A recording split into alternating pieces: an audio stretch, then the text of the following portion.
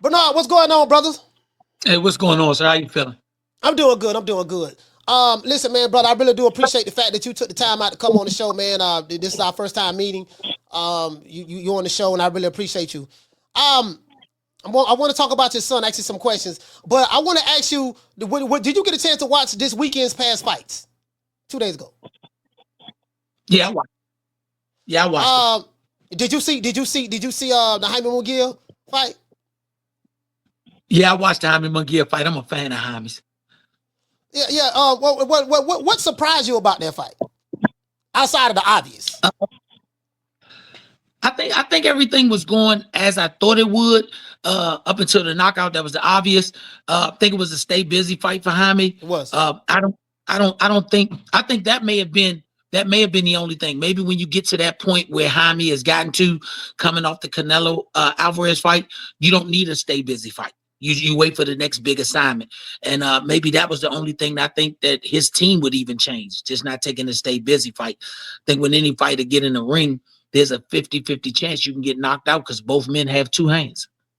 You know, you're right about that. This is boxing and stuff like this do happen. The reason why I was talking about it, brother, is because so I've been doing this for next month will be 4 years, right?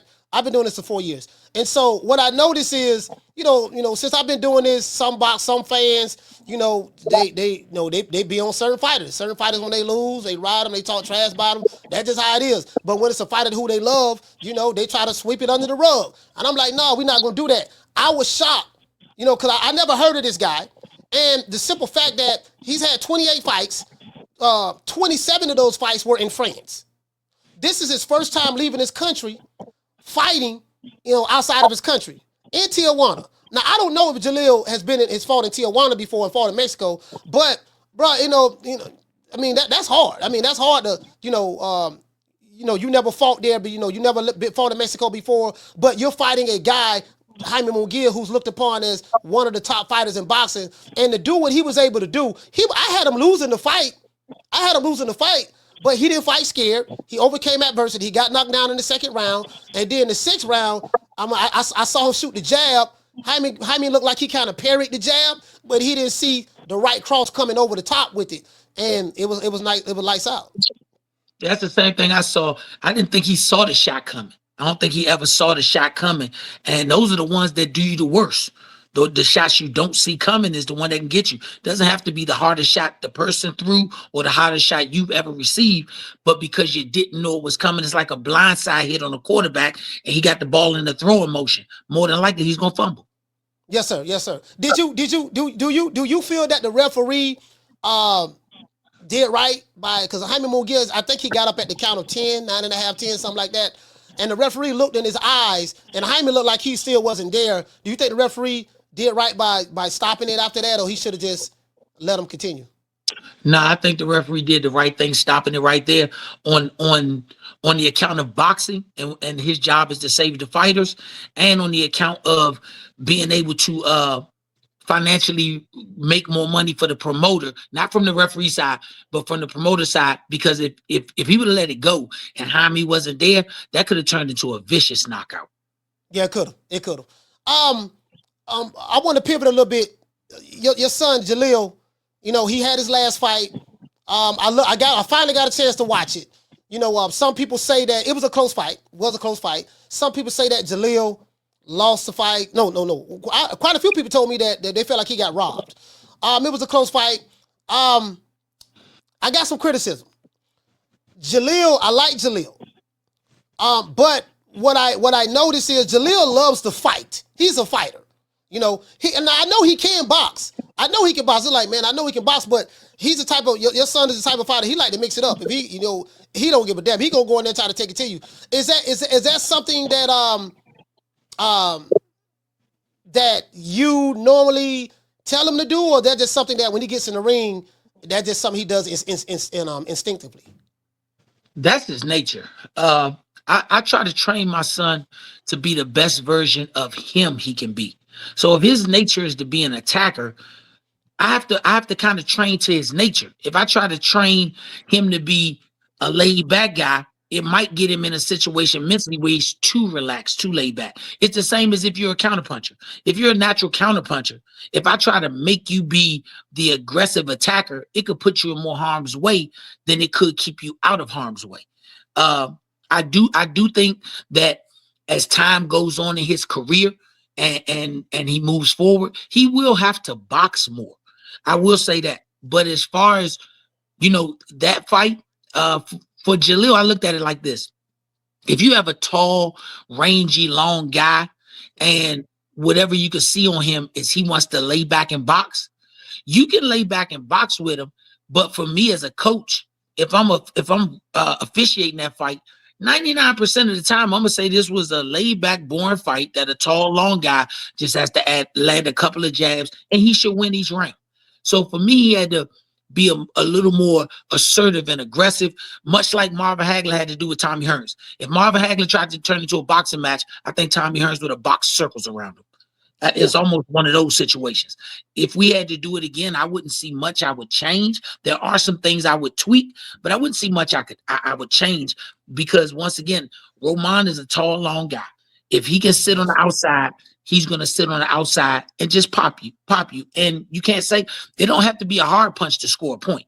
It Right. just has to land. So for me, I would probably run it back the same exact way with a couple of minor changes in there. So defensively, how do you what? Well, I don't want you to give away any game plans, but from a defensive standpoint, what are some of the things from a defensive standpoint that you feel that Jalil could have done? When I watched the fight, I had to let it, simmer for a couple of days. But then when I finally watched it, and I watched it two ways. One, I watch it live, like when they're playing it with the sound and everything, and I try to watch it as a fan. The second time I turned the sound down, well, all I could do is see the actual boxing, because then I'm doing it as a coach. When I looked at it as a fan, I was saying, Jalil, move a little more. Jalil, pick up, use a little more bounce. But then when I watched it as a coach, I saw Jalil slipping a lot of shots. The Okay. aggressive nature of the style of fight means your fighter is going to get touched. My son has never been afraid of that. But as far as looking at it with no sound, I still come out to the same thing. I come out to 7-3. Yeah, anytime I watch it, and anytime I do a watch a fight, over here, because we had like little like fight parties, I always had the volume down, because because the commentator will throw you off. The commentator will scream at this and that, or they'll say something, and you're gonna try to start to see the fight in the eyes of the commentator versus really looking at it from an objective point of view. So you're right about that. I always turn the volume down. I don't want to hear no commentating. Um, what's what's next for Jalil? Is he gonna run it back, or what are you guys planning on doing? I mean, for me, I talked to my son. He's a grown man now, so it's not like when he was an amateur or when he first turned pro, I just make the final call. Is we sit down, we talk about it as a team. The first thing Jalil told me when we talked about it, he was like, "Run that back." He was like, "Run that back." He said, Yeah. the only thing that I would change if we run it back, I'm not gonna have three officials all from Puerto Rico. We're not fighting in Puerto Rico, and we're not using a Puerto Rico referee. If you balance it out and keep it even, that's all I would ever ask. If it's balanced, cool. That's it. Like I said, when I watched the fight again, I've known and watched a lot of great referees over the years, and the great referees do not allow you to just use holding as a part of your strategy to win. When you look at the fight now, I won't dog Roman, but I think he had a grasped understanding that as long as I don't get knocked out, just get to the final bell. I'll get the W. Every time there was any sort of engagement, Jalil would touch him, he would grab. If you go back to the third round of that fight, the referee, Jalil hit him with a body shot. Roman hugged him and wouldn't let go. Jalil tried to pull away. I remember And, that. Yes, I and the remember that. referee broke them apart and warned Jalil first for holding, then warned Roman for holding. Where did Jalil hold? So those are the things that I think I would look at and be a little more, a little more stringent. And I think that was my fault, not being stringent. I never blame a fighter. I blame the coach. I blame the team, because we have to do those things. I probably should have been more diligent and said, Eddie, we got to get a fair shake. You cannot give us 3 Puerto Rico officials, give us 1 Puerto Rico referee, and think that's a fair bout. And he gotta get a knockout to win. And I'm not one that shies away from what people ask or tell me. I'm not that guy. So as people on social media that have been hitting me, I answer their replies, and I tell all of them the same thing. Watch the fight with no sound and tell me round by round which rounds you think Jalil lost. Because your eyes will tell you something that your ears don't let you hear. And when the few people that have replied to me back, each one of them have told me that Jalil had a 7-3, except for two. Two people told me that it was 6-4, and one person told me he had it 5-5. So I'm not upset as long as people can. Don't tell me what somebody else told you and you just spill that back. You just regurgitate it. Go watch, and then when you see, then give me your opinion. And I can go back and forth with you all day. I have no problem with that. That's what men do. I was talking to Timothy Bradley one time, and Timothy Bradley told me, I asked him, I said, well, when you're a fighter, do you pay attention to who the judges are? And he said, yes. And I said, do you adjust your style or your game plan or whatever to the judges who scoring the fight? I'm going to tell you where I'm going at with this. Some judges, like you said, you had 3 Puerto Rican judges. Some judges like boxing. Some judges they like the person who's on the back foot. Some judges, they like people who are aggressive and pushing the action. So from what Tim told me, he said, hell yeah, if you're a fighter, you have to know exactly, because you know ahead of time who's scoring the fight, who's judging the fight, and you know what type of style fighting that they like to see. Is that true, yes or no? I will say this, Tim Bradley is spot on. But Tim Bradley is not, he's giving you that concept from world championship fights. Right. When you're talking about the ones that are intermediate belts and undercard fights, you don't know, you have no idea who's officiating that fight till the night you get to that arena. You don't, and I mean, walk into the ring, and sometimes not even walk into the ring when they're announcing the decision. It's not like you got 2 of the top names in boxing, Tommy Hearns, Marvin Hagler, and everything is negotiated. This is not that level. They tell you who you're fighting, you know that, but you don't know who's officiating that fight or who's refereeing that fight, unless you might know if you one of them Olympic level guys or you a Lomachenko type and you came into the game and the promotion company gave you $1 million. If they gave you $1 million, you probably do know, because they first got a vested interest to make their money back before anything else. But if you ain't in that predicament, then nah, that ain't true. I get exactly what you're saying. Right now, Jalil is still a prospect. I'm gonna tell you something. He got 1 loss. He's 9 and this is his 10th fight, right? 10th or 11th fight, something like that. 10th fight. Look, man, he got a long way to go. Hagler lost fights early. He lost a couple of fights on his way. Well, he had 49 fights before he even fought for the title. So he had to fight everybody. But I'm just saying, it's not over. It's not over with at all by a long shot. Jalil was signed to Mayweather Promotions at one point. Now, my biggest criticism, Bernard, is this. Mayweather Promotions, this is my opinion, me on the outside looking in, Tank was the primary focus of the guy, right? You had Jalil Hackett over there. You had Africa over there, on Richardson Hitchens. A few more people over there, right? And it seemed to me that Jalil was just sitting there wasting his talent because he wasn't being built up. I feel like he should have been fighting on a lot of Tank Davis's undercards and being built up. I don't know exactly how many that he fought on, because if he fought on non-televised, I didn't see it. I didn't see it, to be fair. So I feel like they dropped the ball with that. And then he's from D.C. Dude, what made you eventually leave Mayweather to go to Matchroom?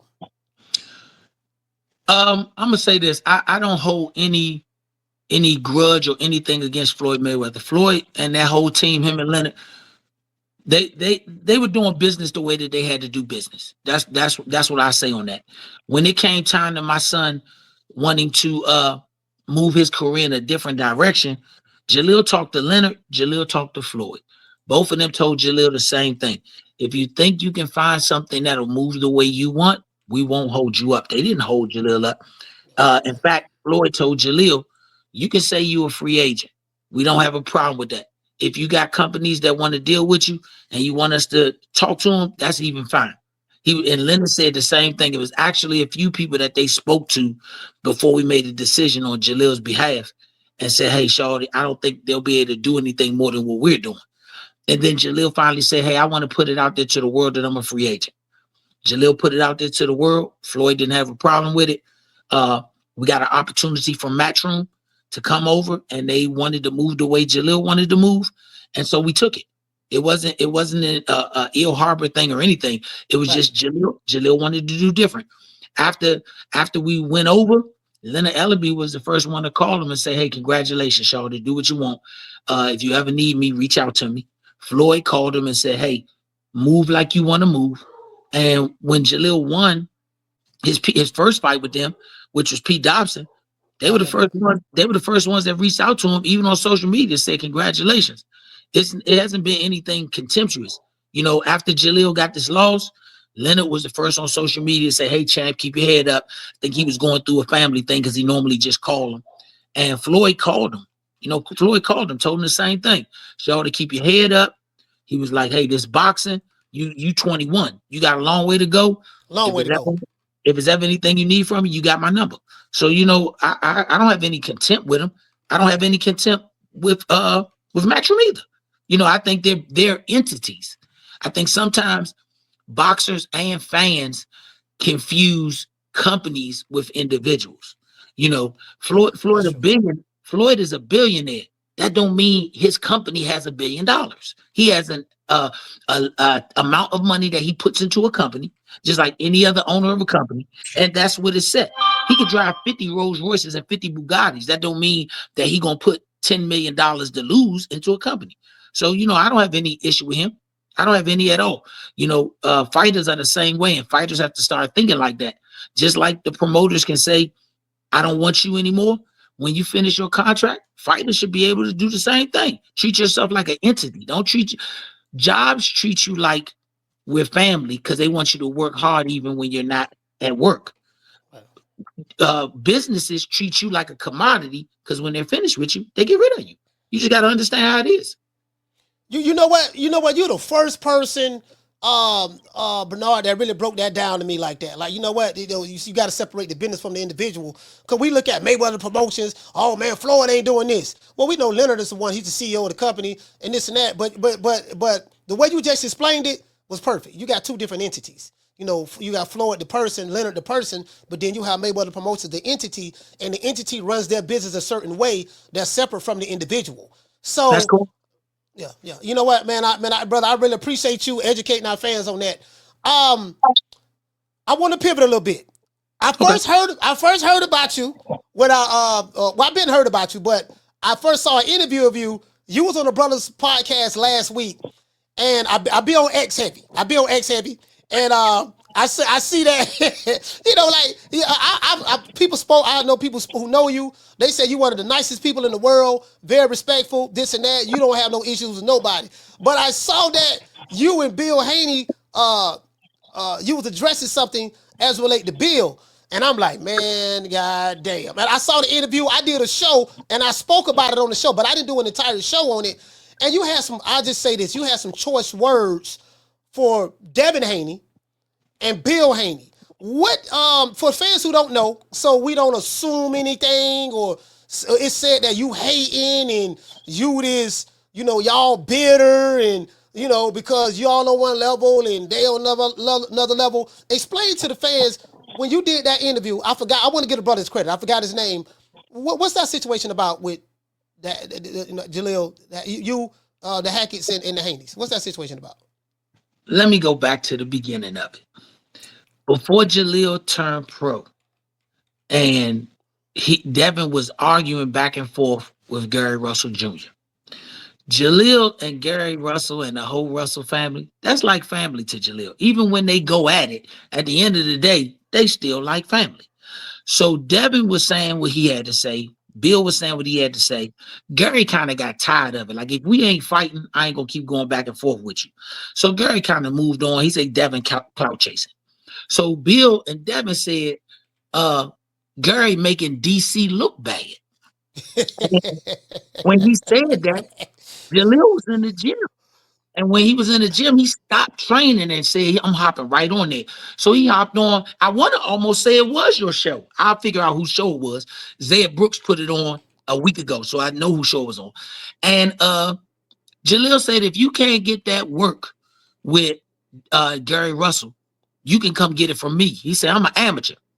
Bill tried to deflect it. Say, hey, man, you an amateur, Devin a pro. And Jalil said, we both turned pro early.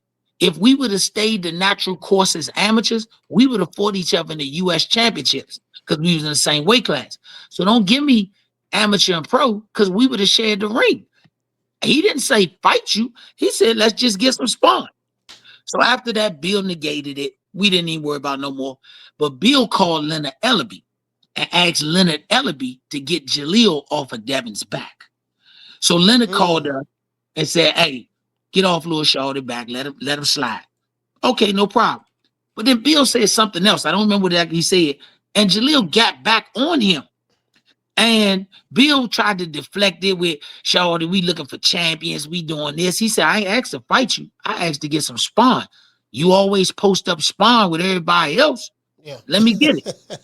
And so he got to calling people that we know that are in the street in regular life. And them dudes called me and they was like, hey man, Bill want to talk to you. Is it possible? Cool. Everybody already told me Bill gonna try and get a conversation and give you that snake oil salesman rap and get you off of it. So when he called me, Bill give me the, man, they don't need to spar. We trying to do this and that. What we need to do is get them together. I'm going to bring y'all out here and they can ride in the car, bump some of that music they like, and they can take pictures and let the world see that they friends. We need to be working together. Man, we wasn't going for that. We were like, Bill, that's cool. You want us to come out there, but we not coming out there to ride in no car. You ain't P. Diddy. So you feel that Bill was being disingenuous when he said that? 100% disingenuous. 100%. He was trying to do what was best to keep Devin in the safest play possible. Bill told me on the phone. Most of the Jalil said, "Why Spice say you too big?" He said, "You always post to spawn with middleweights." He said, "Oh no, them amateurs that's in our gym, but you know that's just for the cameras." I'm like, "So you playing?" Well, nah, we don't want that. And after he realized he couldn't get no other action with nobody else to get us off Devin, he tried to do the, if I don't say nothing, I'm gonna see if they say something. So he ain't say nothing, so we left it alone. We kept on moving. But it harbored somewhere. And I'm not gonna say it harbored in Bill. Get this. It didn't harbor in Bill because Bill was probably asleep when Jalil fought. It harbored in Devin. And the reason I say it harbored in Devin, because Devin seen all that stuff when we was going back, and he probably asked his father, "Come on, Dad, let me wipe this young boy. Let me just bring him out here and spar." Bill said no. So Devin not mad at us. Devin mad at his father because he felt his father didn't have faith in him. Because how many people they done bought out for sparring? They bought the little youngest from New York out for sparring, and he wound up signing with Devin and him. See, Bill understandably knows it's not in the public's eye, but in boxing circles behind the scenes, Bill know what Jalil will do to Devin. I'm not saying if they did a 10-round fight, I'm gonna be the first one to tell you. In a 10-round fight, if it went the distance, I would give the nod more than likely to Devin. Devin's a superior boxer. I think he's a great boxer. But I'm telling you that it ain't going 10. And any time before that, Jalil stops Devin. If we just be realistic, look at the style that Devin fights. Look at the style you see my son fights. These are bigger guys. Pete Dobson was bigger. Roman was bigger, meaning bigger as far as their girth, their size, even when they rehydrate. But Jalil the same way. So you mean to tell me if Devin got sparring or fought Jalil with the gas tank and motor, and he's really the same size as Jalil, that he not gonna get stopped? I don't mince words. I think Devin's a great boxer. I think I said it first. 2 years ago, Bill should have been manager of the year. He guided Devin all the way to an undisputed. No matter what the situation was, Teofimo lost. He beat Cambosis. You got to give him his credit. But in the same breath, I'm going to say once again, you got to continuously prove what you say. And the reason I say prove what you say, because we didn't say nothing to Devin. Devin had to be watching that fight, Because less than 20 minutes after Jalil lost, Devin on social media. We wasn't saying nothing about Devin for years. And if Devin felt this way, couldn't he have said something about Jalil when Jalil won the WBC youth title? He could have said something to Jalil when Jalil won the WBA Continental title. But he waited until this point, and the reason why, because if he would have said anything before now, he know how Jalil is. Jalil would have said, let's square up. And the fans would have said, you said something, so let's square up. But he figured this was a tactical move to where fans wouldn't say that. But he think fans are stupid. That's the one thing they try to move on. Fans are stupid. But fans showed him that they got common sense. They said, Devin, didn't you just come off a loss that was overturned, so you got a star beside your O? We all saw Ryan Garcia manhandle you and mop you like cake mix. So you need a comeback fight. No matter what I feel, Jalil has a loss. We think we got robbed, but that's no matter. So Jalil need a comeback fight. Devin has said he need a comeback before he fight a big name. So if that's the case and you think Jalil ain't that good, and in Bill's own words, I want to make sure that I help feed y'all. That's what Bill said on Twitter. He helped feed us. So since Bill want to help feed us, what better way to help feed us than putting Devin in the ring and let him prove that Jalil is not that good? All he got to do is beat him. His last fight was Sandor Martin, the one that they were trying to negotiate. That went to a purse bid. He bid on it, DHP, and Matchroom bid on it. Nobody else bid on it. And I want to say the highest bid he got was $2 million. So if you got a $2 million bid and it went to a purse bid, that means it's a 60-40 split. So if you want $8 million, you wasn't gonna get $8 million then. You was gonna get $1.2 million, and Martin would have got $800,000. Was that wait a minute. Wasn't that Matchroom Top Rank? Didn't Top Rank bid on that? Was that Top Rank? I don't think Top Rank bid on it. I know two people bid on it. If Top Rank was the one that bid on it, then they was the one that bid on it. It was Top Rank because Matchroom didn't bid at all. Because Bernard, I'm gonna tell you how I know.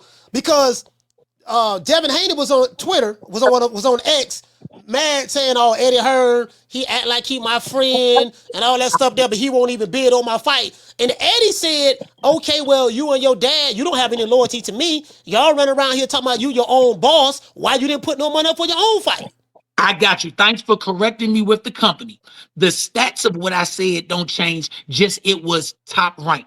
So you're telling me if Top Rank won the bid, if they won the bid, you was only gonna get 1.2 and he was gonna get 100,000. That means you didn't even bid $8 million for your own fight, and you want somebody to give you $8 million. You had a chance to bid with DHP, and you didn't bid $8 million for your fight. You didn't bid. And you know why he didn't bid it? Because he know that he was not going to fill up no building to the point where he was going to get a 60-40 split. He would have came out having Owen, Sandor, Martin, what, $2.5, $3 million. That man wouldn't have made that. He wouldn't have made that. Is that why he dropped the belt? Because he had the belt and he just dropped it. Because guess what? He would have to come out of his pocket. If you won the purse bid, you got to pay. And if the other company won the purse bid and you don't want to fight for what they paying you, you got to drop your belt. You ain't never seen Canelo Alvarez go to a purse bid for no title fight. You ain't never seen Tank go to a purse bid for no title fight. You ain't never seen none of the greats. Floyd never went to a purse bid.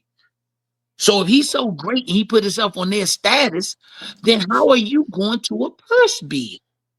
Well, he said, his dad said his son the face of boxing. This is the Devin Haney era, but you make a valid point. If you are the face of boxing and you are on that level that you say that you are, how come Tank ain't going to purse bids? Canelo ain't going to purse bids. Any of the top fighters who are of that stature not going to purse bids? Why is Devin?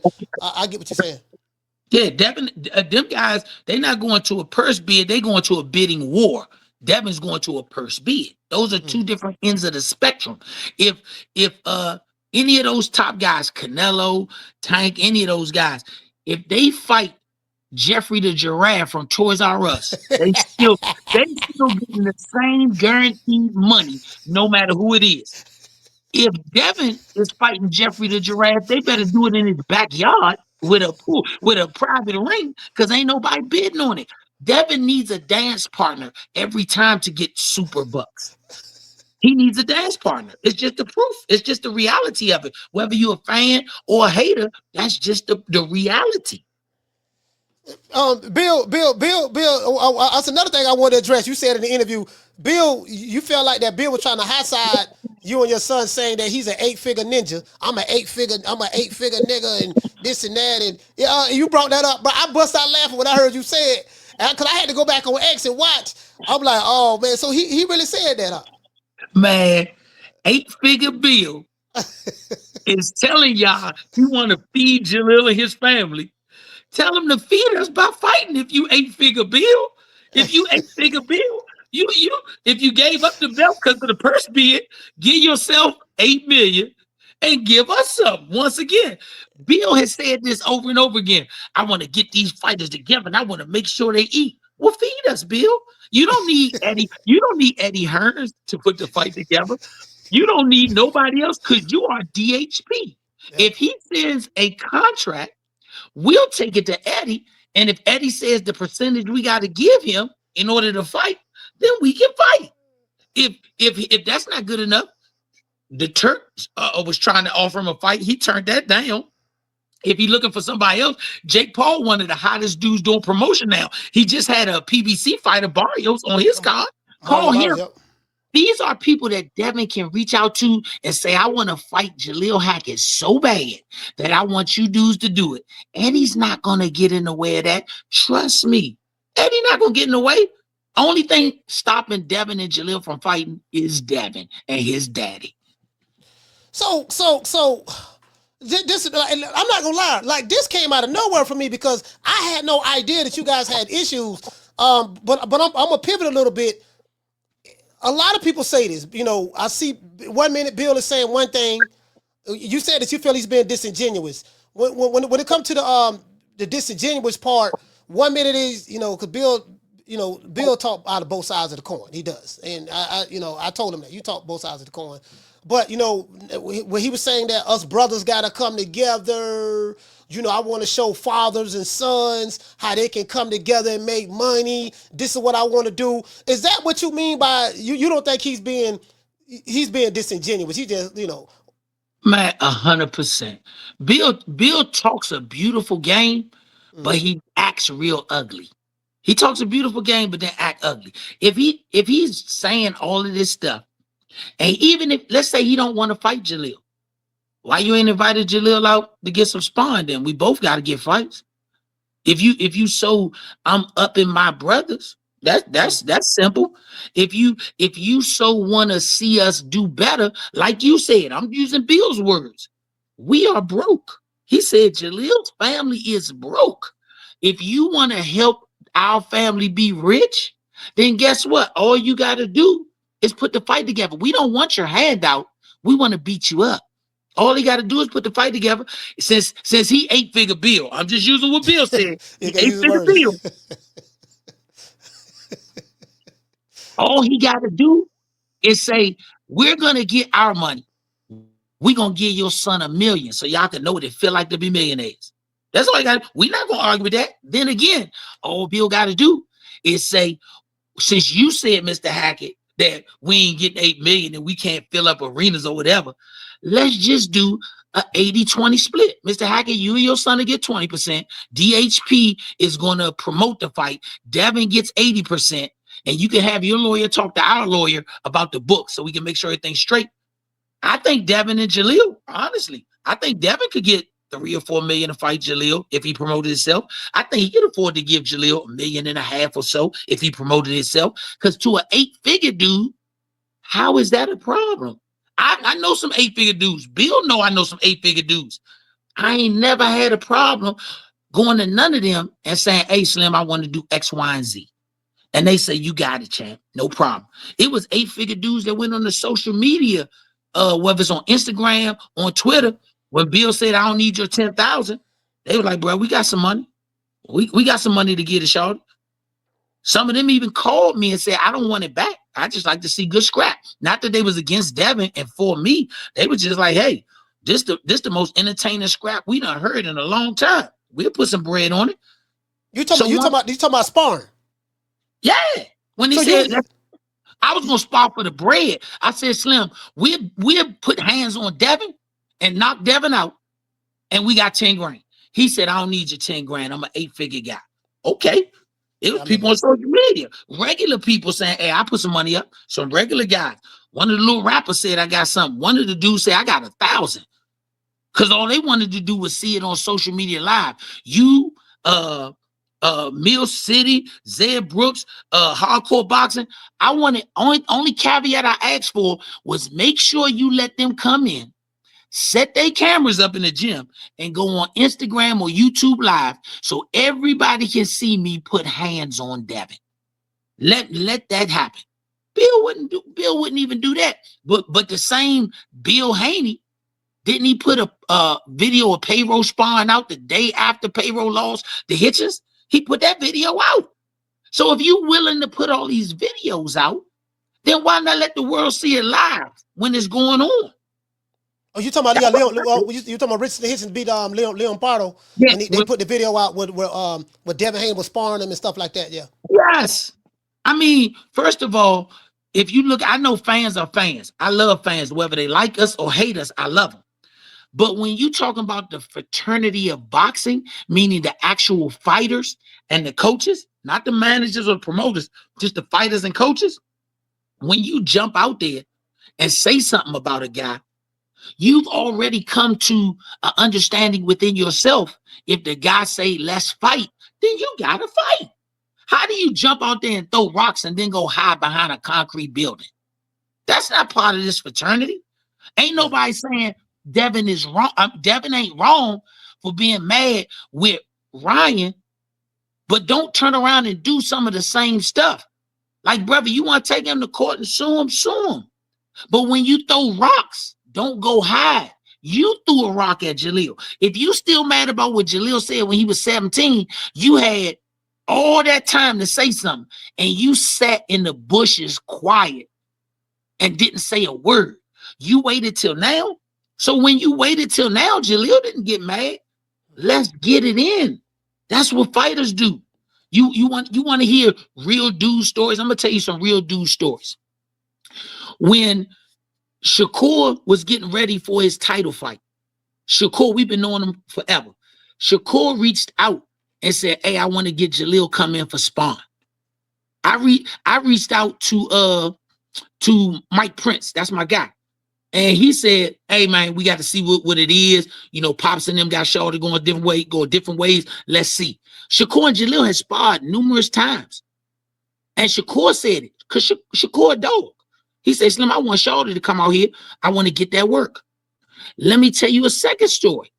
When Jalil was thinking about turning pro and Mayweather and them were like, "Hey, we want to work with you," Leonard Ellaby called Coach Calvin and Coach Kenny, which I already knew, and said, "Hey, I'm gonna send little Shorty up there. I need him to work with Tank." Tank came into the gym. First thing Tank said that day, before Jalil turned pro, he said, "Oh, so you ready to turn pro? You think you ready to work with me? Put your stuff on." He told everybody else that day, nobody else glove up. He gonna have to get all the rounds today. And Jalil went in there with Tank, and he got his rounds. After that, Tank said, Shorty got the goods. See, real pugilists, they accept challenges because this is a sport based on challenging, not challenging your rival, but challenging yourself. If Devin feels that he wasn't getting up for or he needed something to shake him up, and this wasn't it, then nothing is. Like I How said, does go ahead. no sorry about that. I didn't mean to interrupt you. Go ahead. I don't have no hate towards Devin and Bill. I actually congratulate. I ain't no hater. I congratulate Bill and Devin for getting where they got to, doing what they've done. They become 8-figure guys. All I'm saying is, don't throw stones unless you want to deal with the comeback. Canelo don't throw stones. He take the fights that come to him. But if he threw stones, he gonna stand up. All I'm saying is stand up. You threw the stones, stand up. Y'all did a Yeah, great. yeah, I know exactly what you're talking about. To be honest with you, I'm not. It's a whole lot I can say, but I'm not.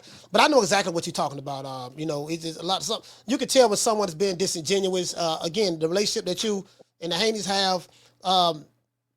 That's well based on what you've been saying. That's well documented. I do get it. Um, Brothers coming together. I'm just saying for me, um, like I don't know. I'm know a little bit of my background. You know, I came up in the church, but then I was in the Nation of Islam for 25 years. You know, I come out of Muslim number 47 and stuff like that, and you know, the brotherhood thing. You know, I took that serious when I was in it. You know, and I see what you're kind of saying. You're like, man, look, man, you know, if you want to help us, help us. But, you know, you waited till we lost to a controversial decision. Then you want to come out and throw stones. And then when you clap back and respond back and then tell, tell your side of the story or what you think that motivation is about, why they had to say something after Jalil lost. Then it's like, okay, no, brother, you know, we all brothers. We need to come together and eat this and that. And, I call it the brother man talk. That's what I call it, the brother man talk. Is that what you're talking about? You feel you throwing stones, but then he'll start some shit, but then in one hand, but in another breath, act like I'm the innocent guy. I'm just a good man who want to see all brothers eat. Is that what you're saying? Yeah, 100%. You know, he do the snowball effect. You know, he want to make people think he the best David Copperfield in the world, but all they gotta do is look underneath of the stage, and they'll see it's a fake. You know, my thing is my son gonna fight. My son fight, and my son gonna do what he gotta do. If you look at any interview I've ever done, even before my son turned pro, all I ever said was my son is gonna give you the best that he can give you every time he fight. I never said my son was gonna finish his career undefeated. I never said that. I said my son gonna give you the best every time he fight. And my son has given the best every time he fought. When he was under Mayweather, when he was in the amateurs, even with this situation with Matchroom. You know, I tell people in a heartbeat, Bill could put out whatever he want, but when a man don't hide from something a person say, you can't hurt him. Bill said, I'm gonna post up what Eddie Hearn said. I told you from day one, Eddie Hearns is not my son's manager. He's not his advisor. He's not my son's uncle. He's not my son's trainer. He's a man who owns a company that paid for my son's services. He doesn't have to even believe in my son as long as he says, I'll get you fights and I will give you the opportunities. And every time you take my check to the bank, my check will cash. Those are the only things those are the only things that a promoter is responsible for doing. They're not responsible for upping you. They're not responsible for doing other things. If you want your brand to build, it's not the promoter's job. Go hire you a PR firm. The promoter's on a PR firm. We had a PR company working with my son. That's what you do. I mean, I think fighters, I think coaches, everybody, even the fans, we all need to understand business 101 instead of just understanding boxing 101. In boxing, you have to throw punches. In building your brand, you have to bring in people to build your brand. Eddie said what he believed and felt. He said it. Matchroom said, we like what Jalil does because they paid him twice. That we have a lot of people who don't have faith in you that you work with. Half of the people who got regular jobs, the job don't have faith in them, but you still work there.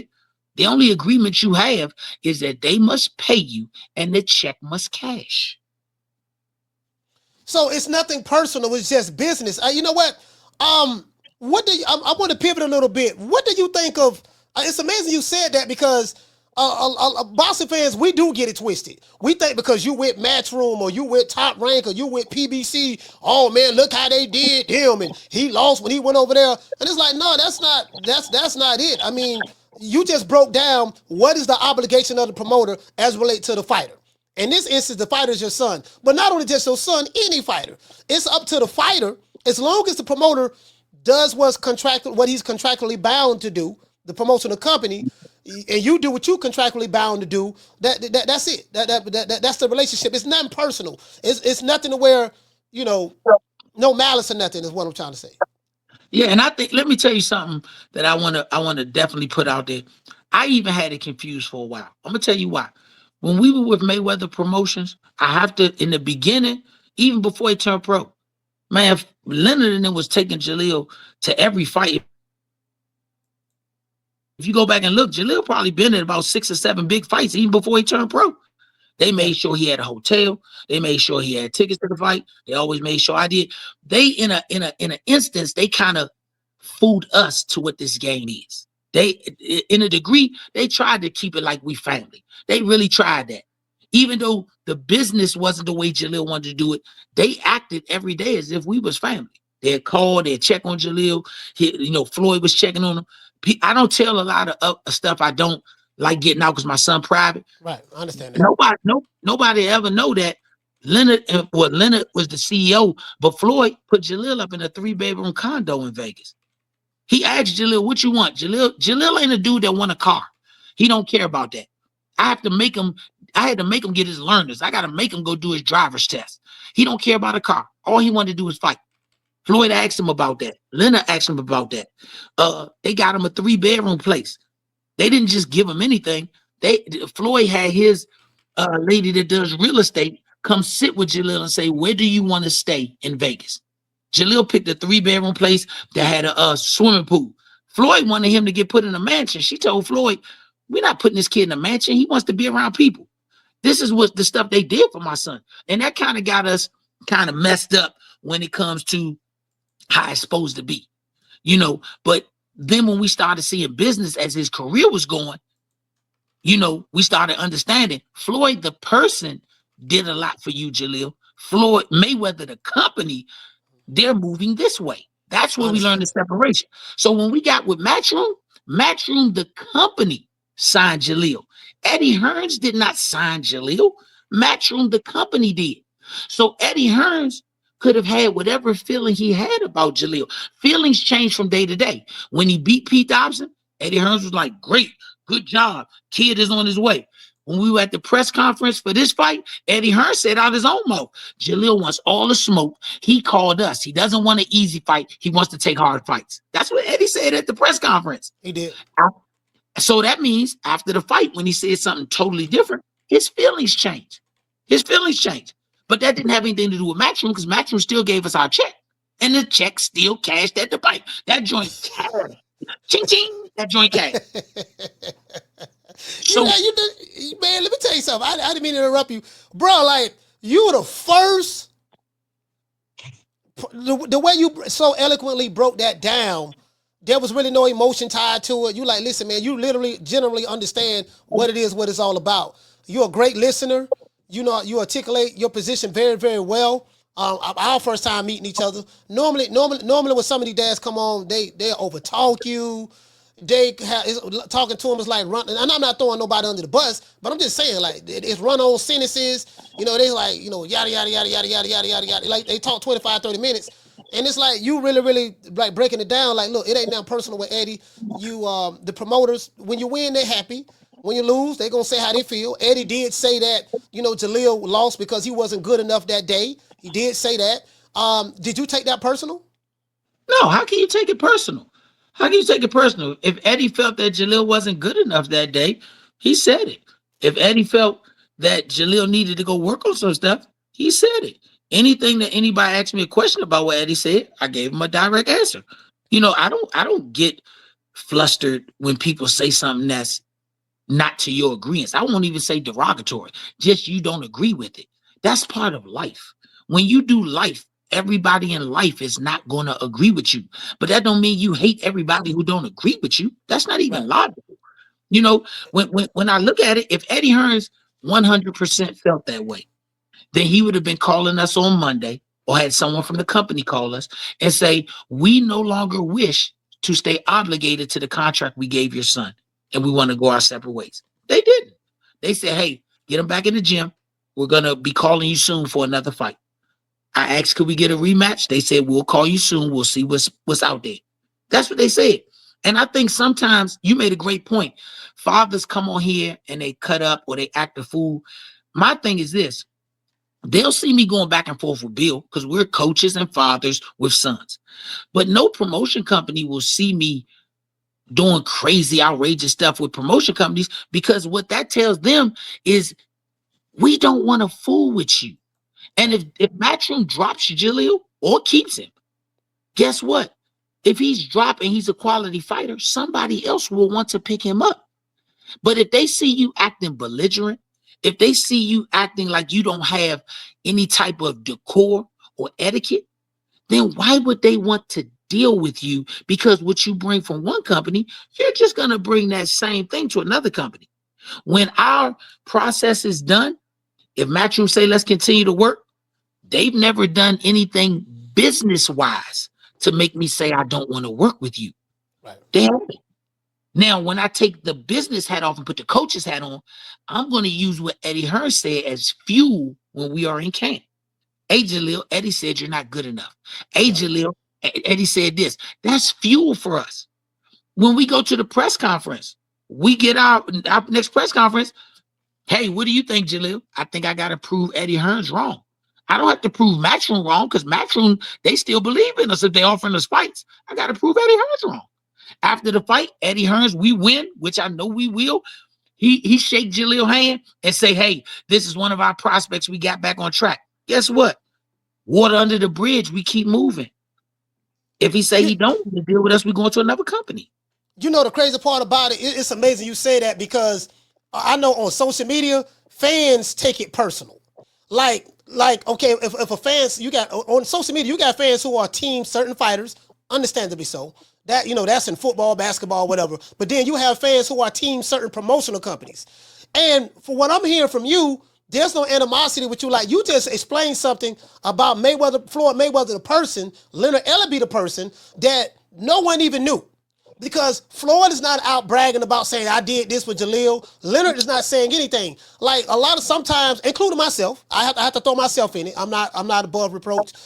We may say things, that hey man, man, look how they did Jalil, look how they did. And actuality, I'm speaking we speak out of ignorance. All the while they did, they did right by Jalil. We didn't know that. If you don't come in here and say that, we don't know. When we looking at Floyd like, man, Floyd did that man wrong. He couldn't get no fights. We looking at it from that perspective. We're not looking at what Floyd, the person, because we're confusing the person from the company.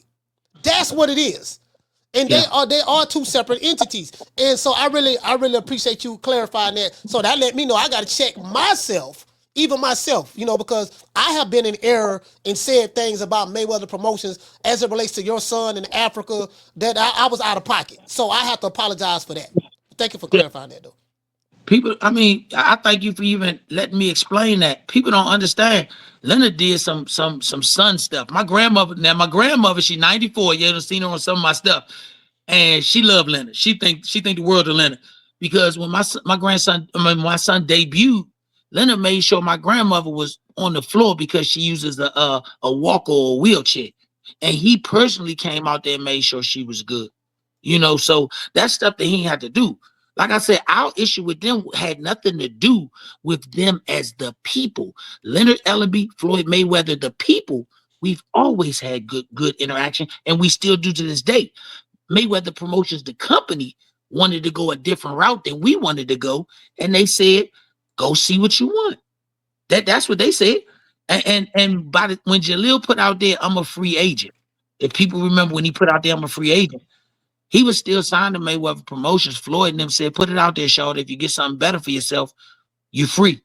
When company said we need to see something in writing that you're free, then we got something in writing from them, said he was free, and that's when we started talking. But he was like, "Go test the water.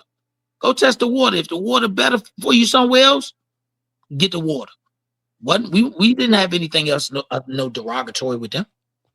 On the wrap up, I want to ask you two more questions. As it relates to Jalil Hackett, is he struggling to make weight at 147, or do you feel if not, is he making the weight comfortably, or do he need to move up? Because I'm hearing some people saying, man, Eddie said something that he struggled to make weight, but I'm like, no, he didn't. He weighed in one time, right? I don't know nothing about that. Jalil got on the scale one time and he made 147 flat. He didn't have to come reweigh or anything. Okay. But I will say this. Jalil's a big kid. He's He big. is. I'm not going to downplay No, like he he's big. small. He Yeah. big. I've asked him, Jalil, do you want to go to 54? Jalil emphatically told me, I want to stay at 47. If I do something that goes contrary, then cool. But until then, I want to stay at 47. He told me, he said, man, my opportunity is at 47. He said, that's my opportunity. He said, I want to win a belt at 47. He said, and as long as I can make the weight, I'll do it. He said he told me that. So, like I said, all young people make a bad calculation. They make a bad calculation. Jalil wasn't drinking his water the way I said the week of the fight. I got to make it. I said, Jalil, we only got to lose 3 pounds. We good, champ. But he young. He want to do the best impression. Wasn't drinking his water like he's supposed to. Still working out. Dehydrated himself. And hey, but he still made his weight. He didn't do nothing else. He laid on the bed. He got up the next morning, made his weight. He was 147. So, and then I asked fans this. You've all seen, especially you've been in this boxing game for a while. You've all seen a fighter who was dehydrated and dead to the world and couldn't make the weight. When he got in the ring, Jalil pressed this man for 10 rounds. That's a dehydrated fighter. That's a fighter that struggled. He pressed for 10 rounds. Whether you like the outcome of the fight or not, watch the fight. He pressured. Like I said, I'm telling one thing, Bill, I'm gonna keep it on you. Like I told everybody, I don't have nothing personal against Bill, the man. I don't have nothing against Devin, the fighter. My thing is, I'm gonna make you stand behind your words. If you a fan of Devin Haney and you hate Jalil, or if you a fan of Jalil and hate Devin, we trying to give you what you want to see. Bill and them did this. We're not chasing Devin. Devin threw the first stone. All we did was picked up a bag of rocks and started throwing them back. And so my thing is tell the fans, tell Bill to tell the fans what he won't do. And I'm gonna say this: go back and read the tweets. Bill already said exactly how he feel. People just passed it over. One of his buddies on Twitter, I think his name is Jay is back. He said Jay is BAKK. He said, Bill, why don't y'all shut this young boy up, bring him out for spawn, and we ain't got to deal with this? My response was, please, please, please, Bill, make it happen. I told that boy, I said, I doubt if it happened, but hey, we'll see. Bill's response was, none of y'all are going to make me do what I don't want to do. That's basically saying, I ain't trying to see Devin get peeled apart. That's why, because everybody else that said something about Devin and them addressed it with let's get in the ring. Why is it different energy with Jalil? If Jalil, another thing Bill did, I thank you, brother, for this. Bill said Jalil is ranked number 140. I agree. BoxRec had him at 140. But you notice how Bill plays the games of where you're ranked when it fits his need. Because if you go look at the rankings, the WBA had Jalil at number 14 by the WBA. The WBC had Jalil number 33 by the WBC. Last time I checked, they don't care about BoxRec's rankings because the governing body's got to give you your shot for a belt. So either we 140 or we number 15 by the WBA and number 31 by the WBC. That's all I'm asking. Which one are we using? That's what I mean by Bill does deflection to take your mind off of stuff. He like a house of mirrors. He used one mirror to make it look one way, but then he used another mirror to show you a different look. That's all I'm saying about Bill. And my renaming Bill wasn't having nothing to do with nothing fake. It's real. I renamed Bill and Devin. I renamed them. If you actually Google what the name Bill, is? Look, if you actually Google Bill fake ass Pimp Haney, that shit bring up here. Oh, let me look it up. Let me look it up. Fake ass Pimp Haney. Oh man, Bill fake ass Pimp Haney. Okay, so that what you renamed him? I renamed him Bill fake ass Pimp Haney, and I renamed Devin Pussy Haney. And I said together they are the number one father pimp bottom bitch couple in boxing. I see right here. You was on Southpaw, right? And this way I just looked it up. This way it came at. He said Bill fake ass Pimp Haney and Devin Pussy. Yeah, this way you said it at, right? Yeah, that's what I said. You can Google it. Bill Haney do come up under Bill fake ass Pimp Haney. No, I just Googled it. It came up right here. Yeah, yes, sir. Is there? Matter of fact, let me do this. Is there, on the wrap up, is there anything, any updates or anything that you would like to share with the audience, Bernard, before you leave, sir? I really appreciate you taking the time out. I know you're a busy man. I know you got your own company. A lot of work with your son. I don't know how many kids you have, but I really appreciate you taking the time out. Very respectful. Great energy. Is there anything you would like the fans to know before we end the interview? We gonna give you the best we can every time we fight. If any fans send me anything or any haters send me anything on social media, if I don't see it, DM it to me. I respond. I like interaction with people, whether it's good or bad. I love it. I love to talk to people. If Bill Haney still feels this same energy that he been feeling, and he got the heart and the nuts to put Devin in a fight, Devin's gonna need a comeback fight. Like he said, he want to tune up.